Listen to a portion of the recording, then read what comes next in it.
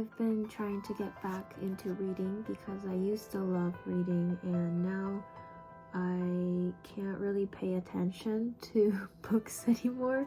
So I've been trying to get back into it, but probably not in the same way as I used to be able to. So back in the day, I used to go through maybe 1 or 2 books per day. So that's really fast. And I could probably never do that just given that I work and I don't have as much time. And my attention span is definitely not as tense as it used to be. So I've changed a few things about the way I read, and one thing is that I will be reading multiple books at once because sometimes I just won't feel like reading a certain book. Like if I was reading this but I was not in the mood to read but I still want to read something, then if I have a few books on rotation that I can just turn to when I feel like it, it makes reading less daunting for me. And so far I have maybe 4 or 5 books on rotation. I don't read constantly, I really just read when I feel like it.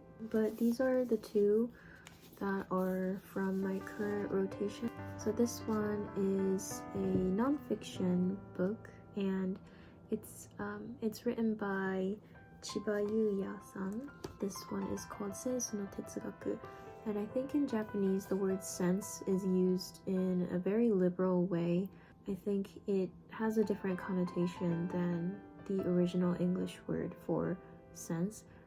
In Japan, we use it to mean more of like a taste for something, like a taste in clothing, a taste in food, a taste in design. So sensu ga ii means you have good taste, and sensu ga warui or shumi ga warui means you have bad taste in something.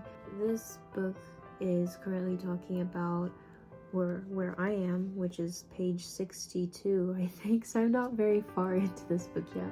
It's currently talking about if taste is acquired or if it's an innate thing that you're born with. I think that it's definitely something acquired. You have to learn and observe and experience a lot of things in order to develop taste, I think. And this is talking about exactly that. That taste comes from the number of experiences, the breadth of experiences that one person has in their lifetime, and the act of choosing something over another kind of hones your taste, or it hones your ability to choose something that is in good taste.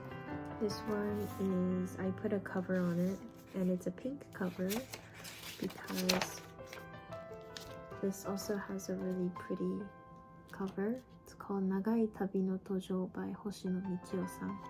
And my best friend actually recommended this to me. She sent me an excerpt from this book that really struck me. It was just a really beautiful excerpt from this book, and it just piqued my interest, so I had to go get it. This is basically a record of Hoshino-san's travels and his work while he was in Alaska. So he lived in Alaska with his wife, and this is just a very beautiful, very poetic, but also very realistic depiction of his time while he was in Alaska. And because he works so closely with nature, the expressions that he uses and the way he sees things and the way he tells it in a story is so captivating. I'm really liking it so far.